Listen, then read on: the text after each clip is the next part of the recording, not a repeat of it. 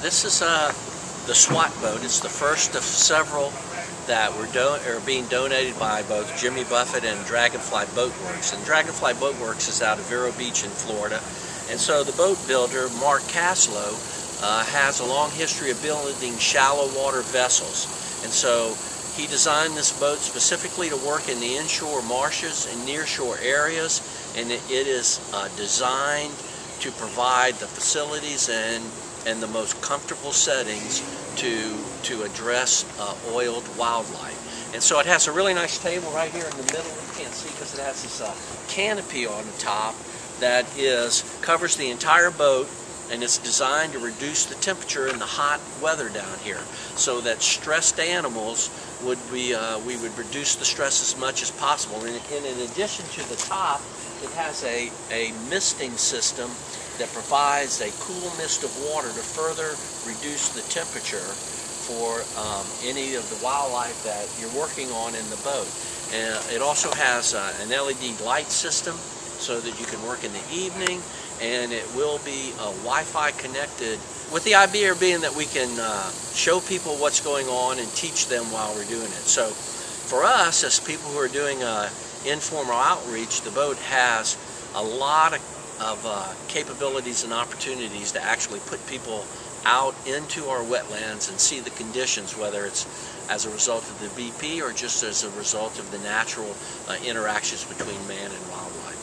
But we started using it 2 or 3 times a week with a program called our Shoreline Sentinels, with some local volunteers who wanted to get involved, who go out.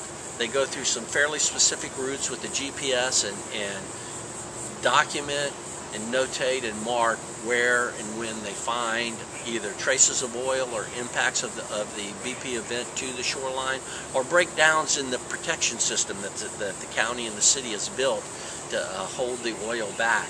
One of the things that we see coming out of this is an increased interest in the public in what can I do.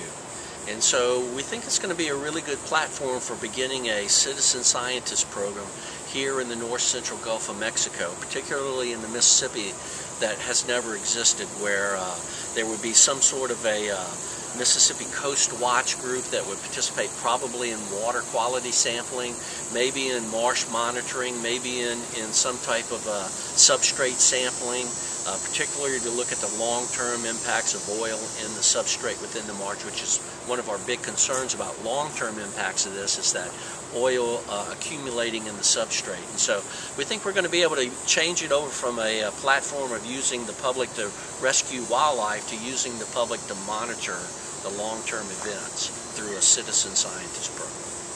If there's ever an oil spill somewhere else, do you imagine the boat would travel, yes, to the Atlantic or Pacific? And one of the things we did with Fish and Wildlife Service was to make enter into an agreement with them to where if they needed this boat for that purpose anywhere in South Mississippi, we would make it available to them. It's because it's one of the nice things about its size is it's extremely portable.